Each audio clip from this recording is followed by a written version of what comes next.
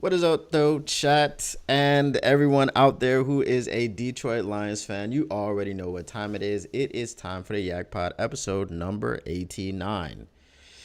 Now, we had a little bit of a snafu. I don't know what happened there. I pressed go live, and it somehow created another entry in the calendar. So it went live somewhere else based off of yesterday's settings instead of today's settings. So it is what it is. We figured it out and we are here. What is going on, mile marker? What is going on, just a fan? Now I know David Barton was in the other chat somehow. I don't know what happened there, but hopefully he will come over into this chat. Did I pay my bill? It wasn't a bill that needed to be paid. Like I said, it was some issue. I don't even know what the issue was exactly. Like I said, it did a duplicate stream somehow, and it started streaming to yesterday's link instead of today's link, which, hey, I don't know. But, it is what it is. We are here. We got it. So shout out to Just a Fan, shout out to Mile Marker. Like I said, shout out to David Barton, who should hopefully be here in any minute. But we've got some things to get to. We heard from Dan Campbell today. Dan Campbell talked about a wide variety of things. We also heard from Scotty Montgomery. Now, Scotty Montgomery is not in the prep, but I just wanted to touch on something that Scotty Montgomery said because it proves this chef knows ball. Scotty Montgomery was being asked about Jahmyr Gibbs and his slow start to the season and things of this nature. Now, what I have said all along about Jahmyr Gibbs is that Jahmyr Gibbs was forced or not necessarily Jahmyr Gibbs, but Ben Johnson was forced to open up the playbook in that Baltimore Ravens game. And this is when you saw the flip get switched, or the switch get flipped, the switch get flipped, and he turned into the electrician, as I like to call him, right? He turned into the most electrifying player in the NFL almost, he's definitely an extremely electrifying running back. I don't know if there is anyone in the league who is more electrifying and who is more worthy of the name, the electrician. I don't know if that guy exists right now. However, Scotty Montgomery, when he was asked about Jahmyr Gibbs' early season struggles, he said exactly what I've been saying. He said when he was forced into the starting lineup, which is what happened in the Baltimore Ravens game, when he was forced into the starting lineup, he then got that switch flipped. This is the running backs coach of the Detroit Lions, the assistant head coach of the Detroit Lions, validating Chef. He validated what I said. He agrees with me. He doesn't know he agrees with me, and maybe that will come sometime in the future where he will know that he agrees with me. But he doesn't know that he agrees with me right now. However, I just wanted to point that out. I just wanted to point out the fact that sometimes we see things. Sometimes we know things. And there are things that we know, and we just know them. There are things that we do not know, and we don't know them. There are things that we can learn. But what I knew, one of those things that I knew and I just knew about Jahmyr Gibbs, the electrician, was that flip got switched in the Baltimore Ravens game. It was easy and plain to see. While we were busy getting our tails kicked in and our teeth and everything else in between, Jahmyr Gibbs was the only one to score a touchdown in that game. And you could see the usage of Jahmyr Gibbs become different than what it was previously. You You could see it become heavier. You could see the types of runs that he was doing become more varied. You could see them using him out of the backfield as a pass catcher more often. You could see all of these things. It was like Ben Johnson just opened the floodgates and was like, here are all the tools. Go out there and use them. You electrician, you. Right? Quit switching your flip. But he said, go out there and use all of the tools in the toolbox and in the tool belt that I have provided for you. And we saw, the electrician was born at that point. Now, that's what Scotty Montgomery said. And he had some more things to say about Jahmyr Gibbs. He was talking about his usage in the backfield as a receiver, how he really did pretty well with that, but the fact that our offense is about balance. There's a lot of targets to go around, so that's not going to be like maybe a huge thing that you see from him because we have so much talent.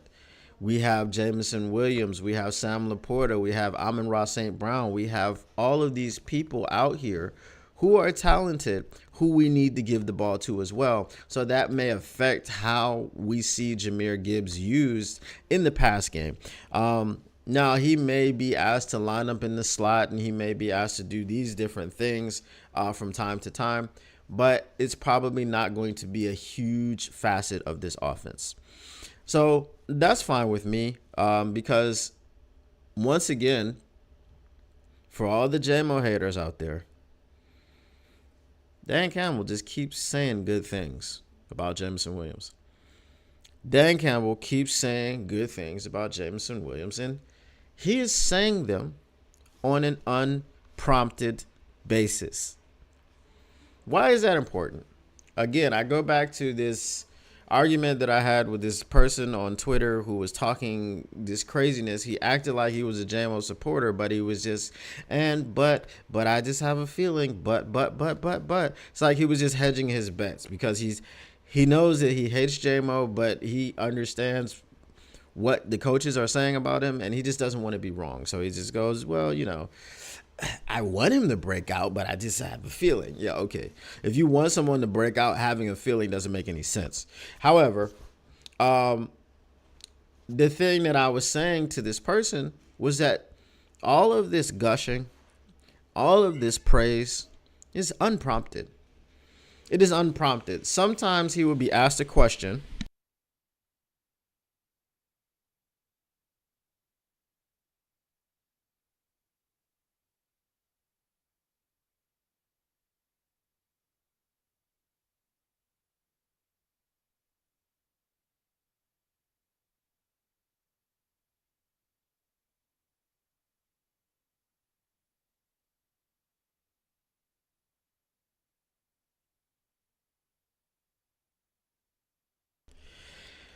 Sorry, my cat is having a fit where he would like to be let outside, so he is just meowing constantly at the door. But anyway, lost my train of thought for a second. It will come back. Okay. So this talk about Jameson Williams has been unprompted. Sometimes someone will ask him a question about JMO, and he will go above and beyond to talk about Jameson Williams and to heap praise upon him. This time, he wasn't even asked a question about Jameson Williams. He was asked a question about Sam Laporta. Now, when they asked him a question about Sam Laporta and his production, which he sees him having this season after being so productive in his rookie season, Dan Campbell said, well, he's not a guy that even if his production is lower, it's going to affect him. It's pretty much what he said, right?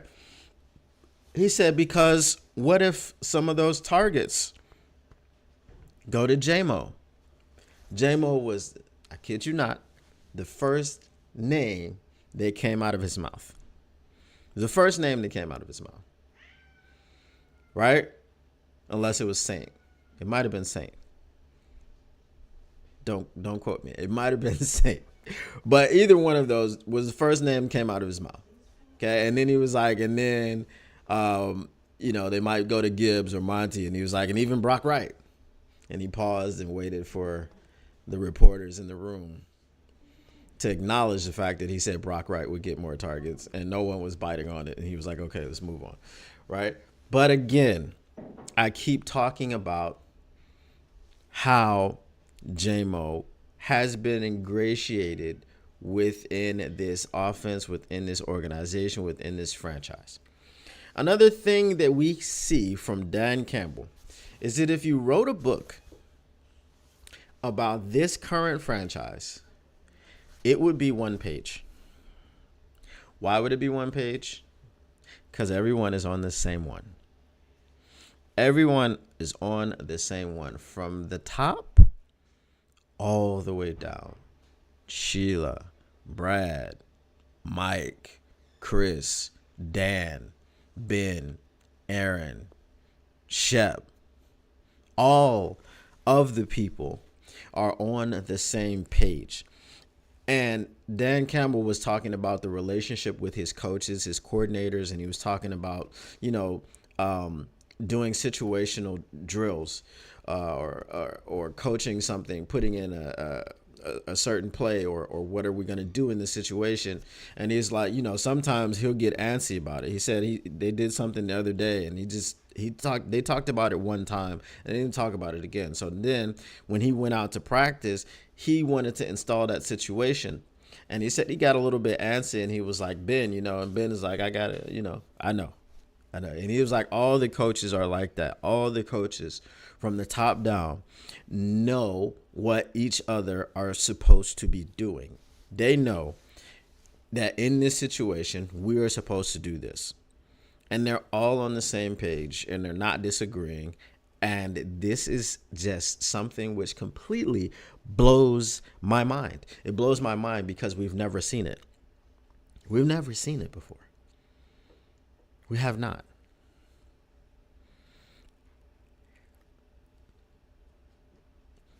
We had, just look at it, Jim Caldwell. Now, Jim Caldwell was a good head coach, but Jim Caldwell had people within his offense, coaches, namely his offensive coordinator. Look at the Eric Ebron pick. I know, sorry, we're not supposed to call him that. Look at the EE pick. All right. Just want you to follow me. The EE pick was supposedly made because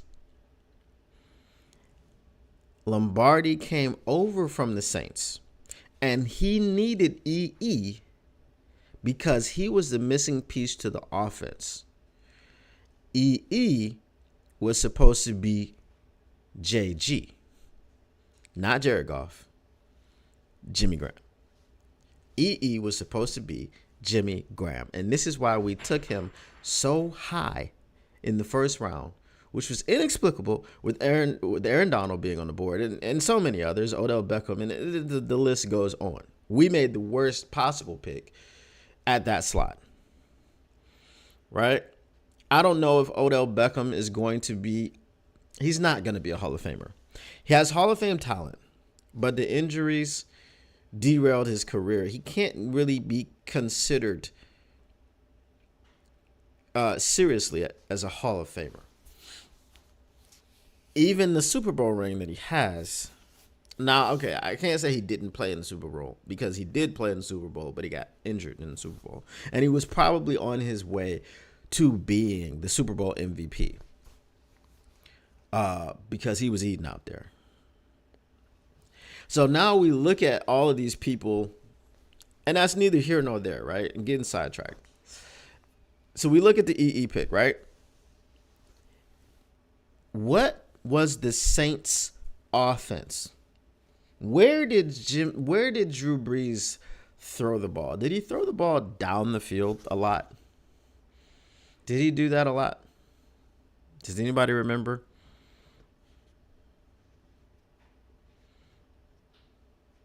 He said that boy couldn't catch a smell or a cold. So David Barton says not that much. Okay.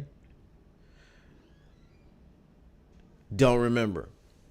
What I remember is that Drew Brees did kind of throw it around the yard because he had a lot of people to throw it to.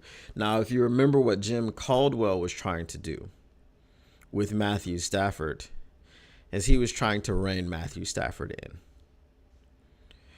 Right?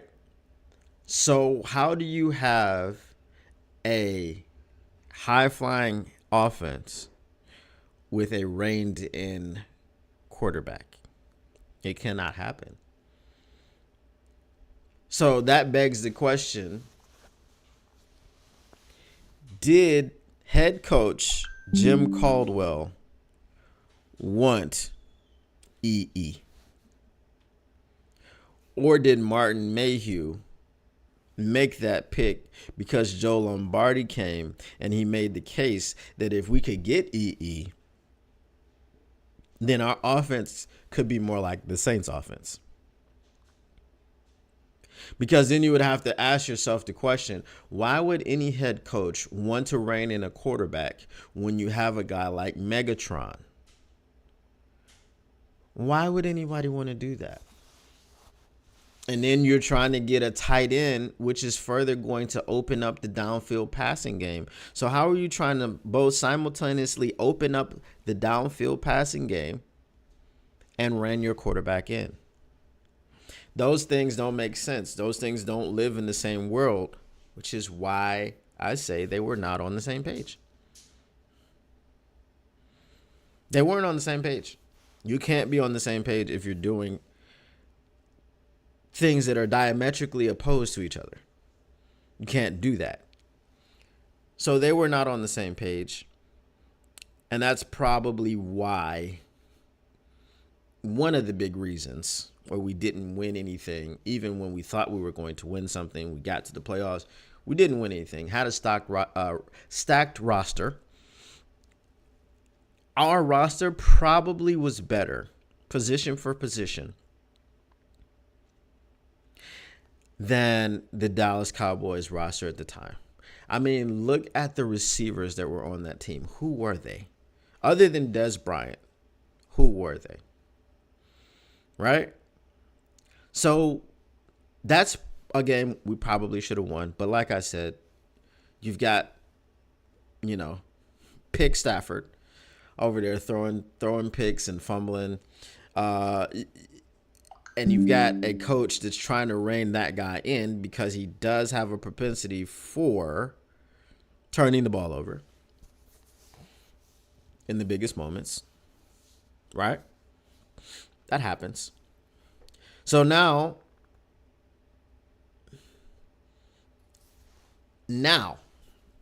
we have people that are on the same page. Ben Johnson, every time, if you remember, every time that we lost, which was only really 4 times in the regular season, and anybody was critical within the media of Ben Johnson's play calling, Dan Campbell would come out and say, Ben called the game exactly the way I wanted him to call it. He never threw Ben Johnson under the bus. Now, why is that significant? Because it is coming from Dan Campbell. Dan Campbell will not BS you. He is going to tell you the truth. Remember last year when he was talking about J-Mo? And he's like, he's never going to be like an elite hands catcher, blah, blah, blah, blah, blah. Now he just can't stop talking about the guy. Remember when Jared Goff first got here? And he was like, we need to see more from him. We know he's a better player than this, blah, blah, blah, blah, blah. He's not saying anything like that anymore. What is going on, Paul Thomas? It's nice to see you again. So, Dan Campbell is a guy that's going to shoot you straight. And this is something that the players love about him. This is something that the coaches love about him. This is something that I'm sure the media loves about him. If you've got a coach that's just talking like just he's telling you straight what's going to happen, what needs to happen. It's not a lot of coach speak. If a player is underperforming, he's going to tell you he's underperforming. If a player is exceeding expectations, or if a player is playing phenomenally well, he's going to tell you the same thing. He's not going to tell you things that are not true. That's just not the way that Dan Campbell does it. And we all respect Dan Campbell for that. Now, when he talks about JMO, we can understand the expectations are real. Just go back to the owners' meetings or the league meetings, whatever they want to call them now, in Florida, unprompted, gushing about JMO and how he's expected to be competing for, not even really competing for, he's expected to be the number 2 wide receiver on this team. He's expected to be that. Go back to the start of OTAs. Dan Campbell said, from the start of this offseason until this point in the offseason, the most improved player is Jameson Williams. Go back to today when he was talking about Sam Laporta might have a reduced production level in comparison to last year because some of those targets might be going to JMO. Sam Laporta had a historical rookie season, and he's talking about taking targets away from him to give to JMO. If that is not an indication how Dan Campbell feels about Jameson Williams in your mind, then you are purposely hating on Jameson Williams. You are a hater. We will dub you Flannel, whatever your name is. Here's Johnny. What is going on, man? I saw your comment. I'm not a preacher, but I do preach at times. All right. So let's now look. And I don't know if you guys can hear this because this is the first time I'm doing it with Streamlabs. I did it with vMix all the time, but I don't know if you can hear it. But we're going to go to Dan Campbell kind of settling the debate about sacks versus pressures, talking about Hutch. Let's go ahead and take a look at this. Sacks aren't that big of a deal as long as you're getting the pressures. As long as you're getting pressures that and those pressures show up that affect the quarterback negatively, Now, would you rather have sacks? Absolutely, I'd rather have sacks, right? You lost yardage, all those things, but the pressures are more to me than, man, a pressure that affects the quarterback. We watched a couple of clips this morning in front of the team. Quarterback's wanting to step up. He can't step up. The throw is high. He's flipping to his right. He can't get his hips around, and we throw a pick. So these things that end up in negative plays, whether it's incomplete, it's turnovers, it's whatever, I'll take those all day long. So can you guys hear it? Look, Hutch is going to continue to improve, and whether those come in sacks or not, I already know he's going to be better. You know what I mean? That's just the way he is, the way he works. It's like Saint. You're gonna be able to count on the production he's going to bring.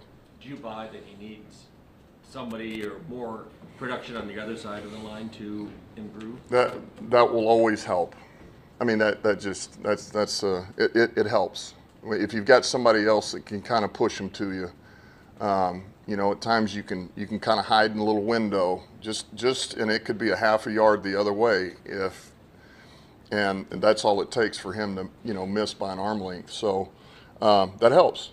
Yeah, it certainly does. But you can also get that from a 3 technique on the other side. That could be Mac, that's opposite of him on some things. So, but yeah, somebody on the other side always is going to help. So that was Dan Campbell talking about Hutch and his pressures versus sacks. I think the most interesting thing that he said about that, obviously, the pressures are going to disrupt the quarterback and stop him from being able to throw the ball that he wants to throw, and that's pretty much all that we need. Yes, the sacks are great, and I'm going to tell you, that sacks, in my opinion, are more important. And why do I think that they're more important? I mean, my opinion means nothing. I'm not Dan Campbell, but in my opinion, they're more important because sacks bring finality to the play. There is no opportunity for a completion. Yes, you move a quarterback off of his spot with pressures, but when a mobile quarterback is moved off of his spot, it's really not that big of a deal. So you have to have an immobile quarterback who's got to be comfortable. Excuse me, got to be comfortable in the pocket for that to be the end all be all, right? So obviously, Dan Campbell knows that. But the finality of the play, no opportunity for you to throw the ball, no opportunity for anything to happen. But then if you want to get like really philosophical about it, you're like, okay, well, if you take a pressure and a guy has the ability to throw the football, because he will be throwing a bad ball, possibly it's going to get intercepted.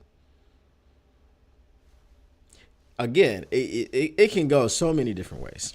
It can go so many different ways. However,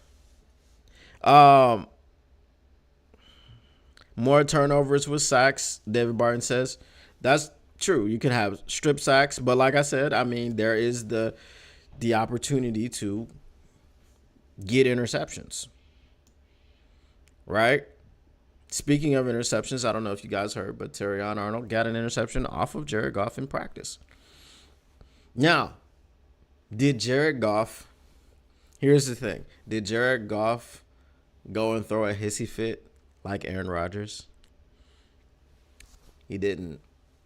He didn't. He went and dapped him up, congratulating the rookie first-round pick who we traded up for on his interception of him. He didn't care how that made him look. He wasn't like, oh, Jared Goff has a bruised ego now because he threw an interception to the rookie. He wanted to let the rookie know that he made a good play, right? Obviously, that instills confidence in the rookie. Terrion Arnold doesn't need any confidence. He doesn't need whatever Terrion Arnold is on. He should bottle that and sell it because his confidence is on 500. On a scale, not even 500, it's on 1,000. Okay? On a scale of 1 to 10, Terrion Arnold's confidence is on 1,000. It is way off the charts. So wherever he got that from and however he walks around with it, he needs to put it in a bottle, multiple bottles, and sell it. And I think all of us could be better sipping on that Terrion juice. Pause. It just whenever you talk about sipping on a juice that comes from another man, you have to say pause. It is not acceptable not to say it in that instance. But the pressure and the sack thing, that is all it's PFF. It's subjective. Right? It's subjective. Now, obviously, there are some analytical things if you wanted to get into it and break it down. Sometimes it's better to have a pressure than a sack, like I said, because a pressure can lead to an interception. And even if a person has you in their grasp and they throw it out of the grasp and it doesn't count for a sack, then it counts as a pressure, and then that can get you to an interception as well. So sacks lead to turnovers possibly with strip sacks, and pressures lead to turnovers possibly with interceptions. So it is all a very good thing to have. It's good to have pressures. It's good to have sacks.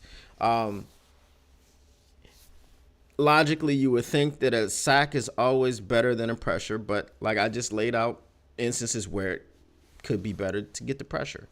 But the interesting thing that he said was that you don't necessarily need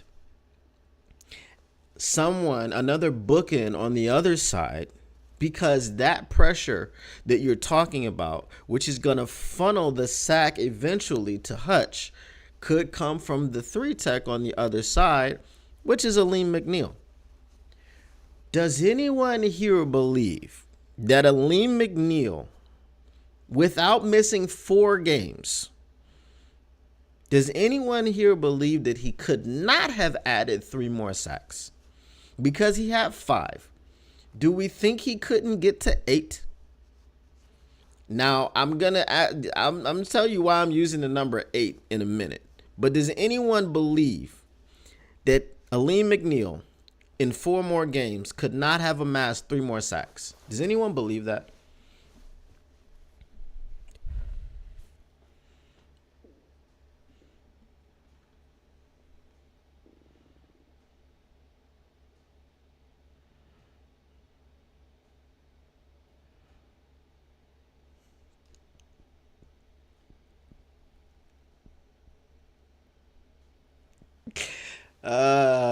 Paul Thomas. Just camel's tongues, man. Just camel's tongues. Not we don't eat people's tongues. Right. So we believe that Aleem McNeil could have gotten 8 sacks from that 3 tech position. Why do I use the number 8? Weren't we raving over James Houston getting 8 sacks on the other side of Hutch? We were raving about James Houston getting 8 sacks on the other side of Hutch. So, last year, when Hutch didn't have any help, which is what we were saying, he had Aleem McNeil. If you give Aleem McNeil 3 more sacks, he had the same amount of help last year that he had the year before. Now, I think Hutch in his rookie season had 9.5 sacks. Last year he had 11.5 sacks. Okay, and this year with DJ Reader and hopefully a healthy Aleem McNeil, we're projecting. I've seen people projecting Hutch to get 16 sacks. And obviously with DJ Reader right next to you, I mean, Trey Hendrickson got what, 17? Do we not believe that Aiden Hutchinson is a better player than Trey Hendrickson? So I believe that Hutch is going to have sacks in the teens, hopefully.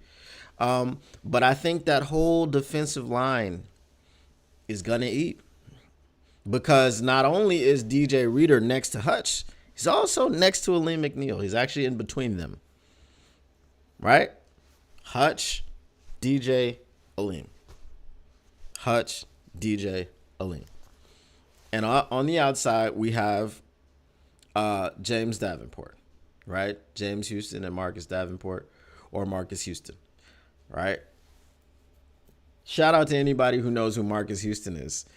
Just off the top of your brain, do you know who Marcus Houston is without Googling it? Who is Marcus Houston? I know we got some older gentlemen in here. But you should know who Marcus Houston is. Does anybody know Marcus Houston? Marcus Houston? No?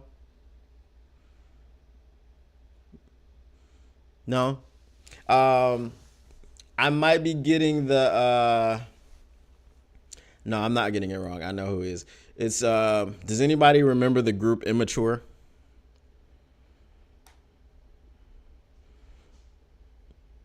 If you remember the group Immature, the lead singer's name was Marcus Houston. But that's just a quick bit of pop culture trivia. And if anyone remembers, you don't remember the group. Okay. That was back in the Crisscross days and things like that, you know. They were a little bit after Crisscross, but, you know, I was still a kid at that time. I know David Barton was much older. He was I think you were in your 20s at that time.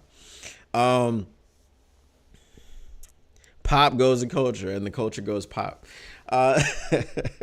So, I mean, you know, I know AG had good things to say about Marcus Davenport. I mean, look, Me personally, and I've said this before, I love the potential of Marcus Davenport. I love the fact that Marcus Davenport had 11 sacks in 9 games, or 9 sacks in 11 games. Sorry, I'm confusing him with James Houston.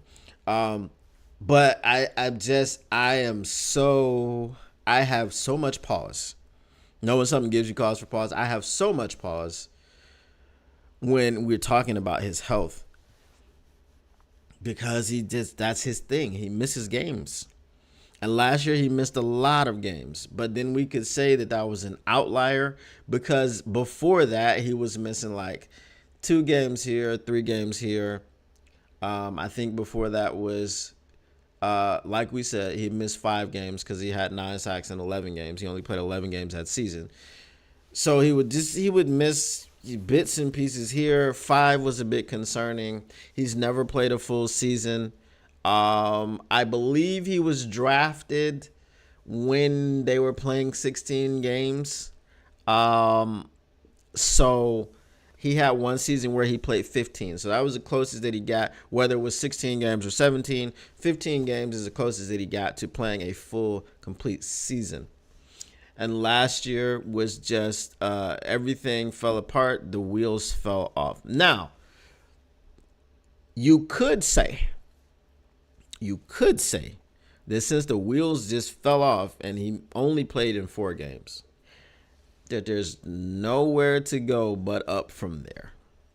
There's another thing that you could say, because 4 games is not 0 games. And you hope that is not the case. You hope that is not the case. You hope that 0 games is not something that happens. But so I'm gonna be optimistic and say, man, you've got to go up from 4 games. 4 games is it's atrocious.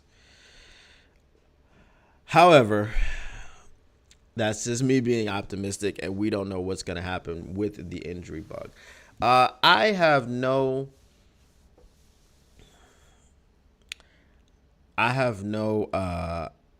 concerns about James Houston. Here's why I don't have any concerns about James Houston. James Houston is very young. He broke his ankle. Yes, it's the push-off ankle. When did he break it? Week number 2. When did he come back? NFC Championship game. So he's already ready to play.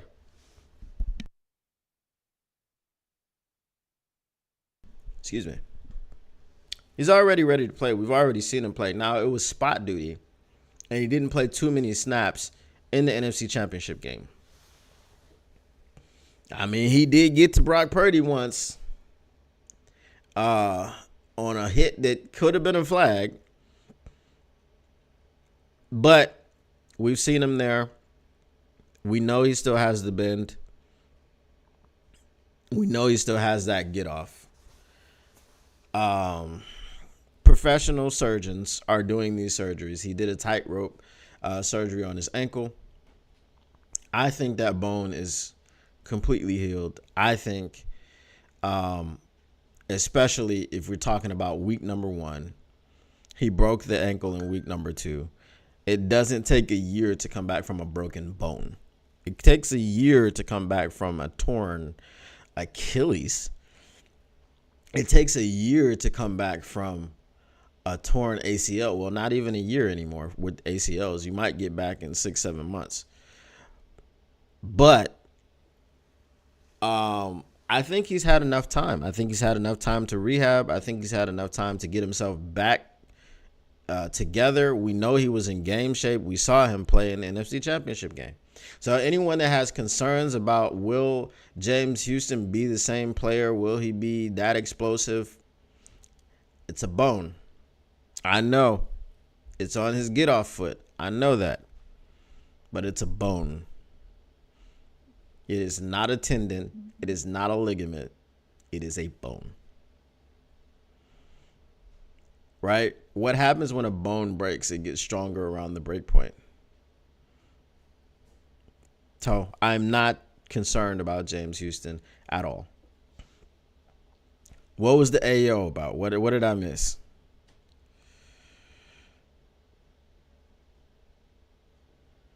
Oh, just a fan says James Houston will be just a third down player for sacks. Now I understand what the heck yo was about. Uh,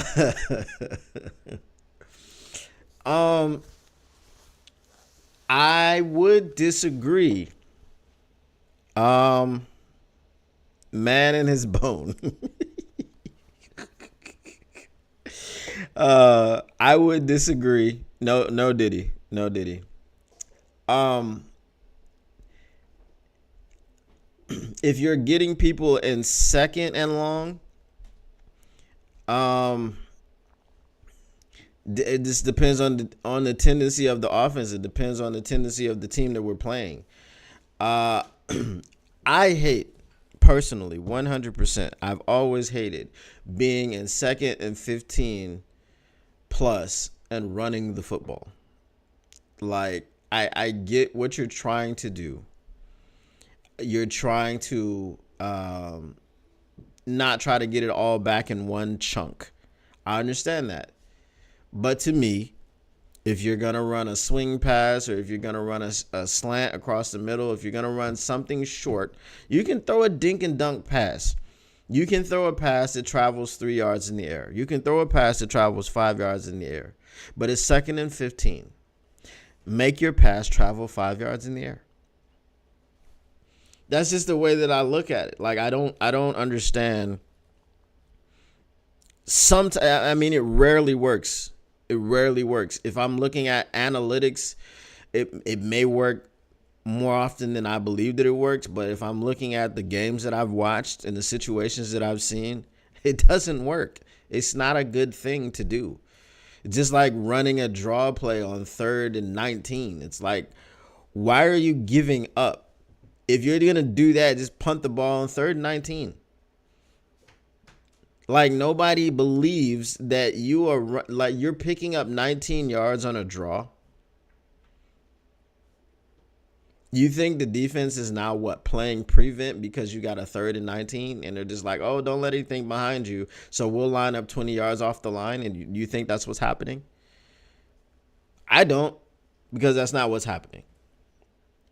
So again, if you're putting people in second and long, and we would assume that people are going to be in second and long because we have what you would call now a dominant defensive line, right? This is probably the best defensive line that we've had since 2014, since Sue and Fairley and Ziggy Ansah and Jason Jones and all those guys, right? So I believe, and this is a long answer to just a fan's assertion, that James Houston will only be a third down player. Again, the tendencies of the team. If you're getting someone in second and 15, I think you can run James Houston out there for the next 2 plays. I think you can. I think that there can be a situation where sometimes we play with 5 down linemen, 2 linebackers, right? You put Jack Campbell and Alex Anzalone on the field behind that defensive line. You take Derek Barnes off the field, and these are packages. I'm not saying that Derek Barnes, look, I was out on Derek Barnes completely. I wanted him off the team pronto when he closed his eyes and took a nap on his way to Dak Prescott in the end zone, which is a guaranteed safety. Once he ripped Van Winkled and developed narcolepsy in the middle of that play, I wanted him off of the field. But then I'm going to tell you what changed my mind. Derek Barnes, and I will have no Derek Barnes slander. Derek Barnes single-handedly took us to the NFC Championship game, all by himself. All by himself. I don't remember what anybody else on that defense did in that game. It was all Derek Barnes picking off Baker Mayfield, taking us to the NFC Championship game. And I will have no Derek Barnes slander. I will not hear it. I will not hear any Derek Barnes slander. However, There are some packages where you could take him off the field. Malcolm Rodriguez, he's a fullback now, it seems. You got rid of Jason Kabinda. We don't need Jason Kabinda. Jason Kabinda could not catch. Malcolm Rodriguez made a nice catch. So Jason Kabinda was a stone hands disciple. Malcolm Rodriguez is not. Malcolm Rodriguez blocks well. He's a better athlete than Jason Kabinda. He's more versatile than Jason Kabinda. So, I'm glad Jason Kabinda got his money. But he's good luck to him in the future finding another team. That's all I got for Jason Kabinda. Will Harris, thank you for your service. And there's not a lot of weight behind that thank you. I'm just being polite. Okay, Will Harris, I'm just being polite. Thank you for your service. When they say thank you, come again, the come again part is not included in that. Thank you, Will Harris. Goodbye. Okay. Again, there are packages where we could have 5 down linemen. And this is the thing about having the type of players, having the type of talent that we have. Do we have any Madden players here? Like, now, you don't have to be a Madden player now. I'm no longer a Madden player. I just think the game is just the same every year. I have stopped playing it pretty much. The only reason I play it every now and then is because my son wants to smoke, and I have to give it to him. That's all. He's my oldest son is 16, and he wants to claim the throne, and I oblige him sometimes.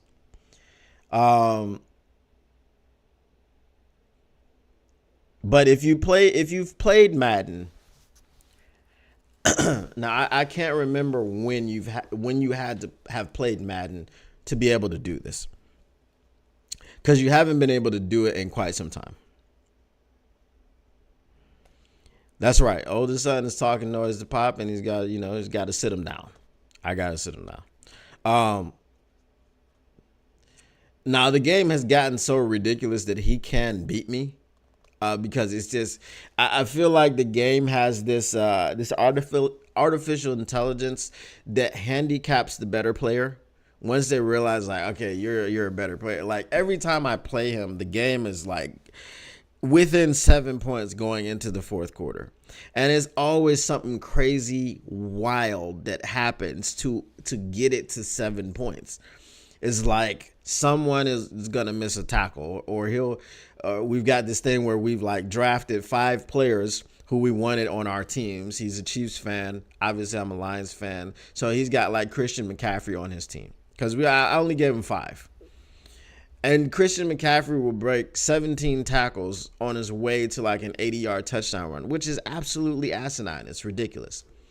But again, like I said, I don't remember when the last time this was allowed. I think in the MUT era, the Madden Ultimate Team era, I think this is when they disallowed changing people's positions.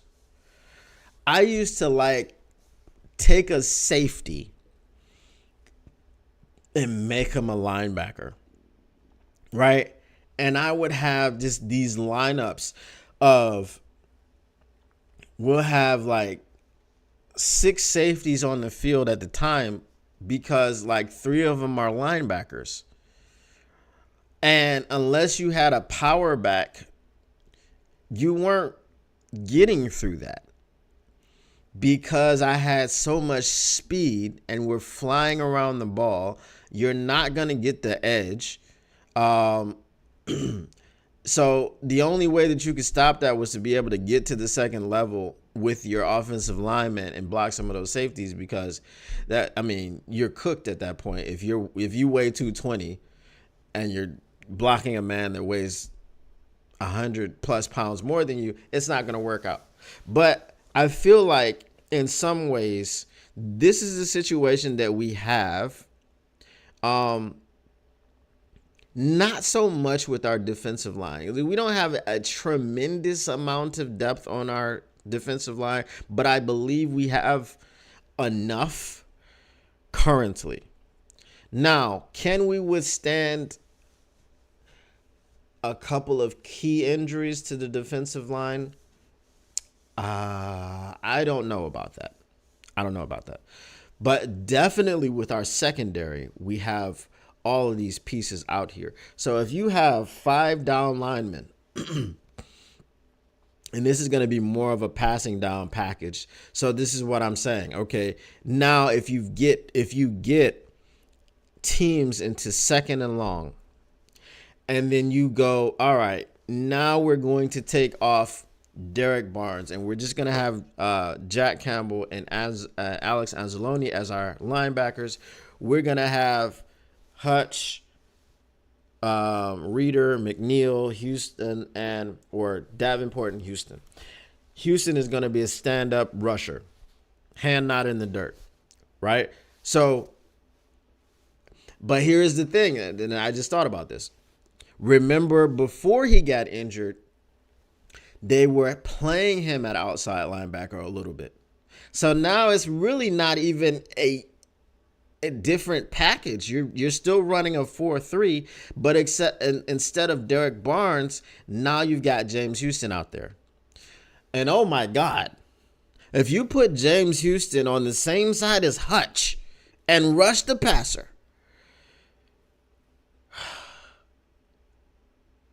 I don't know, good luck to whoever has to deal with that. Whoever has to deal with James Houston and Hutch rushing the passer on the same side of the football field, it is not fair to them. It is absolutely unfair. It's a cheat code. And I hope AG does this often. Second and long, third and long, put Hutch and Houston on the same side of the field. Make Houston the outside linebacker in this situation. Line him up right behind Hutch and just let them go. Let them go. Good luck to whatever quarterback has to see that. Because you got Hutch, you got Reeder, you got McNeil, you got Davenport. And just right behind Hutch, you got James Houston.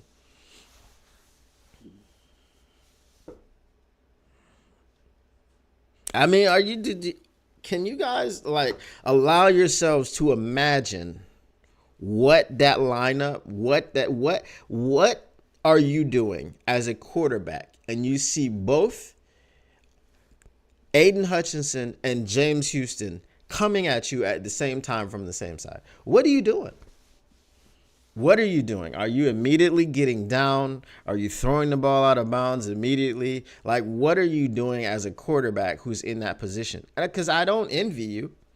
I don't envy you at all. I feel very sorry for you if this is what's happening to you. If this is what you have to deal with, I'm sorry. I will apologize in advance for the carnage that is about to be unleashed upon your shoulder pads. Can't say helmet because, that would be a flag.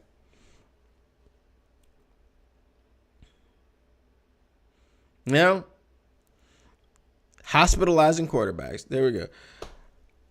Hutch, Houston, Reeder, McNeil. They may need to call a funeral. Jessica says that sounds like a law firm. It does sound like a law firm. I can't lie.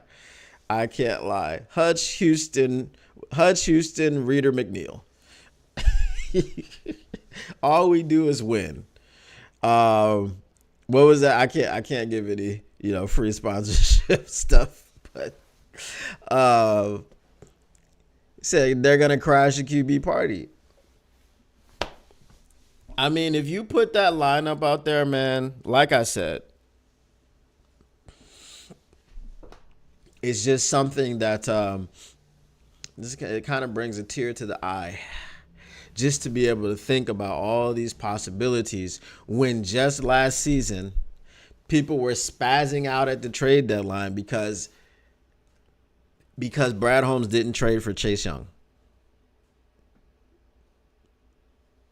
Guess what Chase Young did? He took a below market deal to go to the New Orleans Saints because he wasn't highly sought after. And that's what a lot of people didn't understand. Just because he came out of oh hell no state, number 2 overall, didn't mean he was a surefire, can't miss pick. We have to remember that the COVID year was weird, and it saw people like Jeff Okudah get drafted number 3 overall, which should not have happened.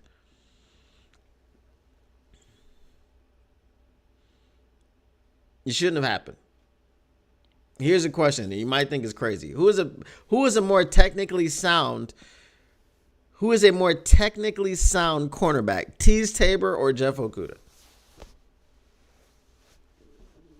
The answer might surprise you. Technically sound.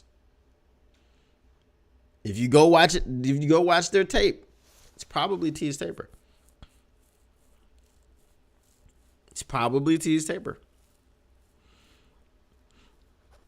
Chase isn't a Holmes and Campbell guy either. No, he wasn't. He wasn't a Holmes and Campbell guy. We knew that. We had the opportunity to get him. We tried to get Danielle Hunter, but the Vikings obviously vetoed that trade. They were like, Brad, we already gave you J-Mo. We messed up once. Fool me twice. Fool me once, shame on you. Fool me twice, you're not gonna fool me again. All right. But so the Vikings were not going for that. They were not going to give us Danielle Hunter. They already couldn't beat us, and they're like, and they were gonna give you like our best player. Get out of here. But so they had the opportunity to get Chase Young at the trade deadline, give up assets for him and get him, and then they also had the opportunity to get him in free agency. Just giving up money, no assets. And guess what they didn't do? They didn't give up any money to get Chase Young. They weren't in on him. He wasn't ever going to be on this team. He's not part of a winning culture. The Washington Commanders did not pick up Chase Young's 5th-year option. And they traded him. The San Francisco 49ers did not pay him to retain him, even though he was paired with his running mate from oh hell no state, Nick Bosa.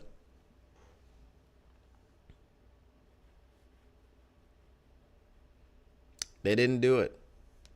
They didn't open up the purse to pay Chase Young. And it really wouldn't have had to open it up too much because, like I said, is he on a 1-year, $12 million deal in New Orleans? Something like that. So the team that traded for him didn't even want to keep him. The team that drafted him didn't even want to keep him.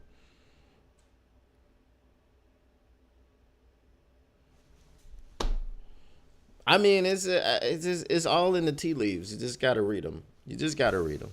That's all I can say.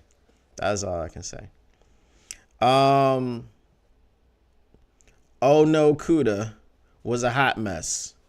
Oh hell no, Kuda. That's it. Oh hell no, Kuda. Not oh no. Oh hell no. You got to put the hell no in that, because the entire state is called oh hell no.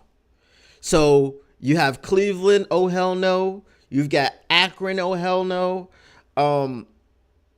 I don't know any other cities, I just know Cleveland and Akron.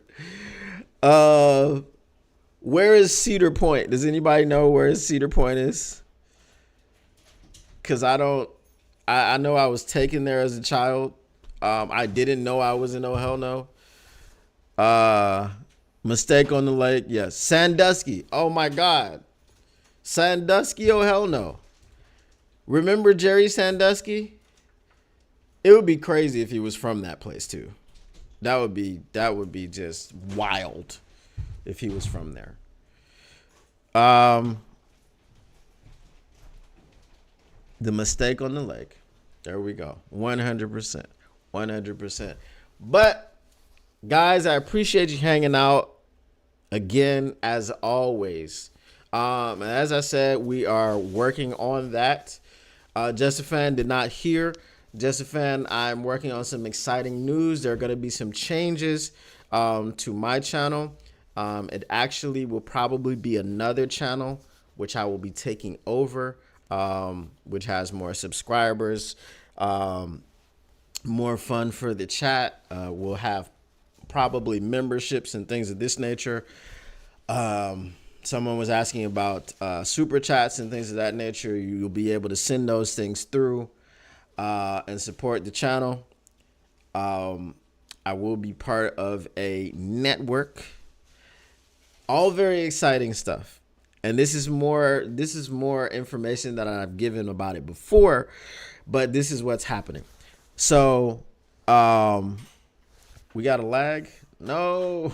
You said a last minute lag. So this is all stuff that's going to be happening. We're working on it right now. The network is advertising it, so it is, likely to go through. We just got to iron out some last minute details and make sure that everything is good.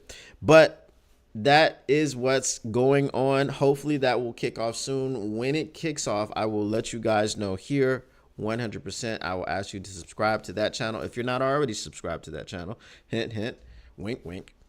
But yeah, so that is it. That is all the time that I have for today. Appreciate you guys stopping by. Make sure you smash that like button. Make sure you share. Make sure you tell all of your friends what we're doing here in this glorious, illustrious kitchen. Tell them how the kitchen smells. Tell them it smells wonderful, because we're cooking up everything Detroit Lions.